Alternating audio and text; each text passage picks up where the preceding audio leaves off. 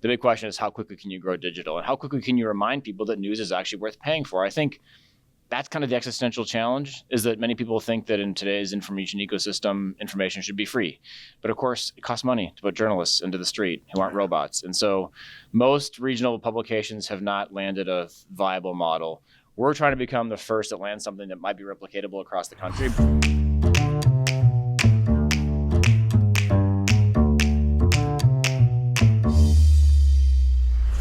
Hey everyone, it's Arick Wierson. Welcome back to the second season of Leverage Storytelling. I'm here to kick off the new season with my friend Steve Grove. Steve, thanks for joining us. Thanks for having me, Arick. Congrats on season 2. Thank you. And we wouldn't start it any other way with other than the biggest man in media in the Twin Cities. Oh God. Well, this will be fun. I'm looking forward to it. Well, we're here for a couple of reasons. Obviously, you have done a complete overhaul and a revamp of the Star Tribune, and I'm sure that you're sort of midstream in terms of that process. We're going to talk about that. I know that your book came out, How I Found Myself in the Midwest. It came out a couple months ago, and I'd like to talk to you a little bit more about that. And then generally, I want to talk to you about, what else is going on in your life and what you're seeing here in the Twin Cities. And obviously, this is a podcast that's dedicated to the art of storytelling or the science of storytelling. And I know that you're a great storyteller, and obviously you're running a storytelling organization in many regards. And obviously in this book, you've done some storytelling, so we're going to talk all about that. So thanks for being on the show. Sounds good. Let's just start with you. First of all, for those of you that don't know you, tell me kind of what you do, what's your role at the Strib, how long you've been doing it. Obviously, you've been in Minnesota for a while now, but you weren't always, as the book foreshadows. Yeah. Well, I am the CEO and publisher of the Minnesota Star Tribune. For clarity, that means I'm not the editor. I don't control the newsroom or the journalism, but I run the business. I'm sure you have to point that out a lot. I do sometimes. It's confusing, right? I'm responsible for it. Basically, don't pitch me. I can't help you. Yeah, exactly. We have a great editor in our newsroom, but the publisher job is different. It does run the whole business and the newsroom too, but I leave the journalism to the journalists. It's not a job I ever expected to have, though. I did not grow up thinking newspaper publisher was on my bucket list, although I'm very proud to be at the Strib. It sort of happened because of the unique dynamics in our state. I spent most of my career in technology in Silicon Valley at Google and YouTube. I was at YouTube in the early days and then spent most of my time then at Google. And my wife, Mary, and I decided to move to Minnesota to reinvent ourselves and try something new. We had young kids, thought maybe we want to raise them here. Thought, why not? Let's give it Minnesota a shot. And I, at that point, left Google to join state government. And so worked for Governor Walz as the deed commissioner here in Minnesota for 4 years. Deed is essentially the jobs department. But really, during the pandemic, it was kind of the unemployment insurance department and trying to keep the state afloat during some challenging times. And didn't ever think, I thought, media, even though I worked on it a little bit in Google, was not in my future. But uniquely, I think the Strib was at a juncture where it needed to reimagine itself. It had let a lot of its digital properties atrophy. It was really this newspaper. It was kind of dripping in ink as an institution. And the owner, Glenn Taylor, wanted to go a different direction, wanted to find someone from outside the industry to come in and give it a fresh look, wanted to invest in its growth, which is kind of rare, I hate to say it, but is nice in Minnesota. We have an owner of our newspaper that wants to invest and really transform it into a digital company. And to me, that was an opportunity that felt pretty unique. I care a lot about journalism. I did spend some time as a journalist in my early 20s just for a hot second, but really believe in its power to strengthen our democracies. And the chance to kind of do that in my home state with a great owner and a great board, yes, a lot of challenges and headwinds, but felt like a great opportunity. So we're on kind of a unique journey at the Strib to sustain it and essentially help it survive in a really extraordinarily difficult time, but with a good team. Now, it's no secret that obviously the print journalism industry has been in a free fall for some time now. It has. How are you sort of facing those headwinds in terms of, obviously you mentioned you're going to be moving towards digital. How successful have sort of coastal newspapers been in sort of embracing digital, and how successful they've been both just in terms of maintaining their readership and economically? Most have not been successful at all. In this country in the last 10 years, we've lost 75% of the people in local journalism. It's stunning decline. It's a really complex shift to make. It's not just like, let's take something that was once on paper and put it into pixels. The whole way you run a modern digital media company is different from a newspaper. A newspaper used to be the most fantastic bundle and monopoly of information and advertising of all time. It was really kind of the big tech of the previous generation. And now, since so much of the advertising has been gobbled up by my former employer, Google, YouTube, Meta, others, news organizations have to find new ways to generate revenue. Yes, we sell ads, We really got to drive subscriptions. And by the way, in today's economy, many people are not just thinking about which newspaper they want to subscribe to, but also which streaming service, which trampoline club, which beer of the month club. The subscription marketplace is really thick. And so we face a unique challenge. Most news organizations in the country have and have shrunk considerably. Print is going down by 20% year over year in terms of overall subscribers. So that is just kind of a constant. The big question is, how quickly can you grow digital? And how quickly can you remind people that news is actually worth paying for? I think that's kind of the existential challenge, is that many people think that in today's information ecosystem, information should be free. But of course, it costs money to put journalists into the street who aren't robots. And so most regional publications have not landed a viable model. We're trying to become the first that lands something that might be replicatable across the country. But, there are others giving it a swing too. And we all share lessons a lot because it's tough to get right. But I think that ultimately the demand for fact-based journalism hasn't gone away, which is a good thing.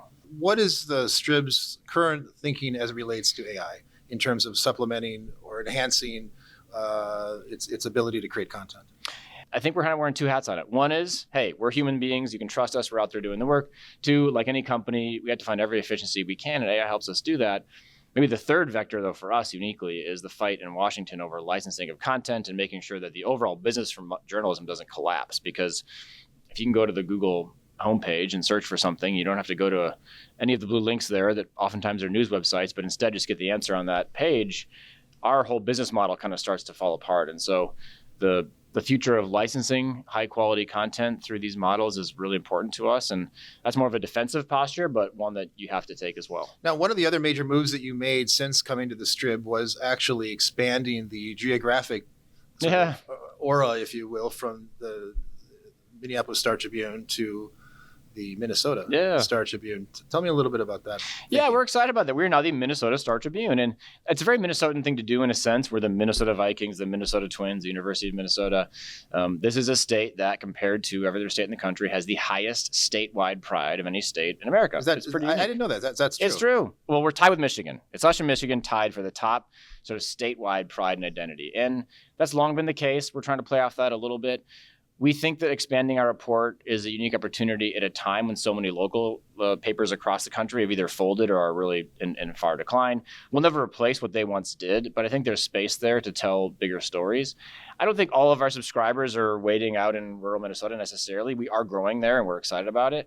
But it's also part of just the overall value proposition for our readers. Minnesotans do like to read about stories that aren't in their precise zip code, and our data shows us that. The brand umbrella and the sort of value prop umbrella of being a Minnesota Star Tribune is important.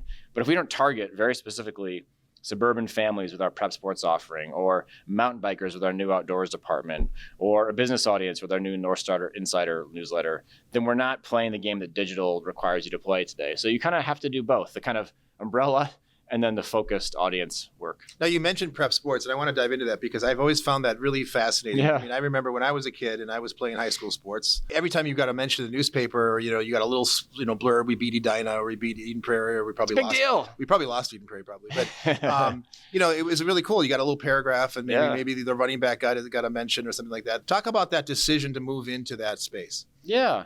Well, it's interesting. You're right. All the trend lines you mentioned are there. High school sports is rising across the country. In Minnesota in particular, there's just some fanatic families about high school sports. I think the core insight is essentially that if your family and kid are in the newspaper because of what they've done and the way you described, then you're more likely to want to subscribe to that newspaper. Sure.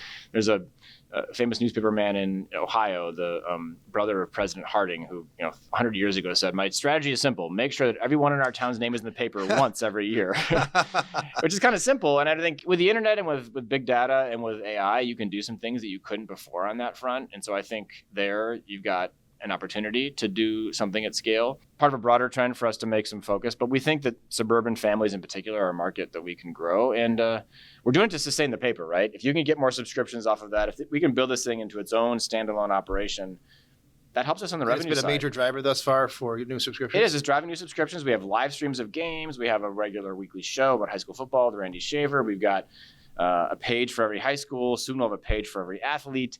So really, yeah, we want to be sort of a one-stop shop for high school sports. Let's pivot now to the book.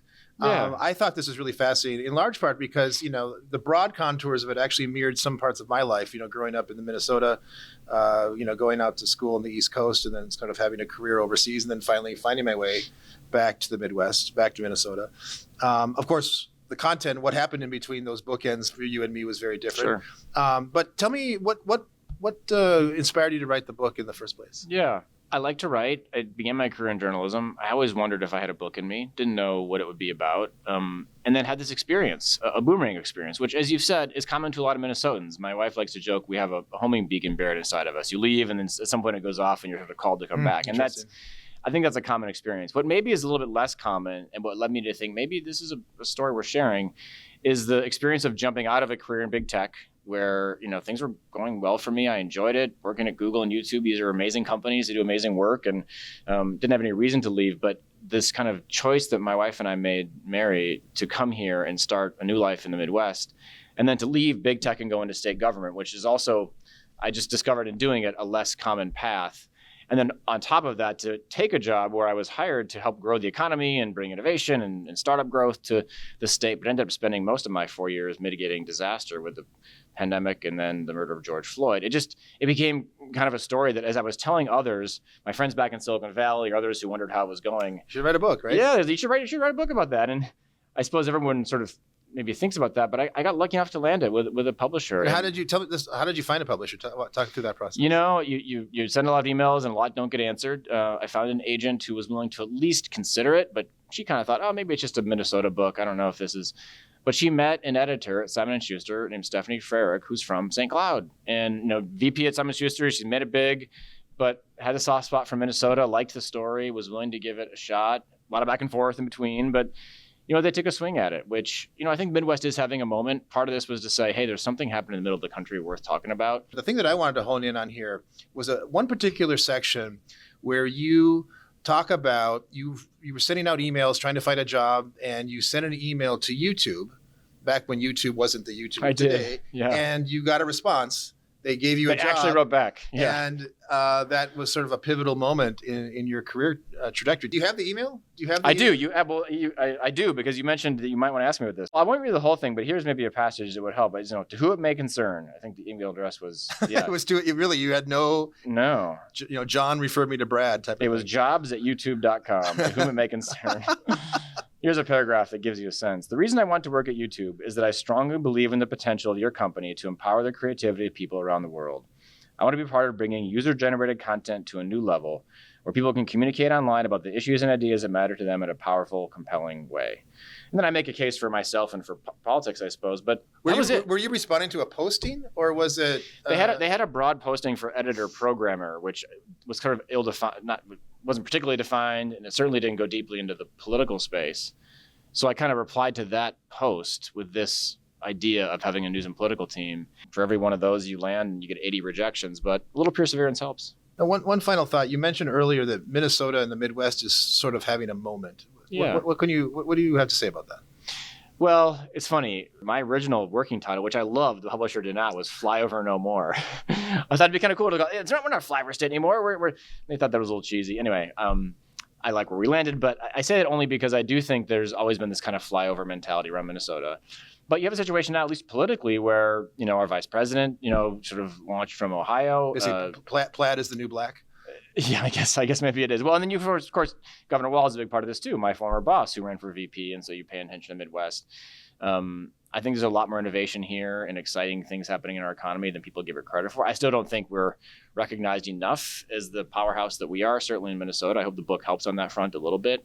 But I think also at a time when a lot of people are disillusioned with the coasts, and you see mass migration away from places like San Francisco and other East Coast cities too, and people during the pandemic gave themselves the opportunity to think about, where do I want to live and what do I want my life to be like? The Midwest kind of perked on some radars. So, I think the Midwest has a way to go in terms of reminding people that we're here, but I hope this book is at least one chapter in that story. One of the points I try to make in the book, and that I just think being true, having worked in the jobs department, is that I do think Minnesota needs to create kind of a new value proposition for ourselves. There was this sort of Minnesota miracle of the 70s with, Governor Anderson on the cover of Time magazine and the good life in Minnesota. Oh, I thought that was the Stefan Diggs catch. Oh yeah, well that's also part of our story, right? But I do think that the kind of message to the rest of the world needs constant attention. And of course, we've been in headlines globally for a lot of reasons we don't want to be in the headlines for. And the book explores those paradoxes, and it needs to if you're going to take an honest look at the state. But I think a new story for our state might be helpful for us right now, and I think there's a lot of good people working on it. Right. Well, certainly you have the right platform to help write part of that story. Yeah, I hope so. Hope we get it right. Steve, thanks for being on the podcast. Yeah, thanks, Arick. For Leverage Storytelling, I'm Arick Wierson. We'll see you next time.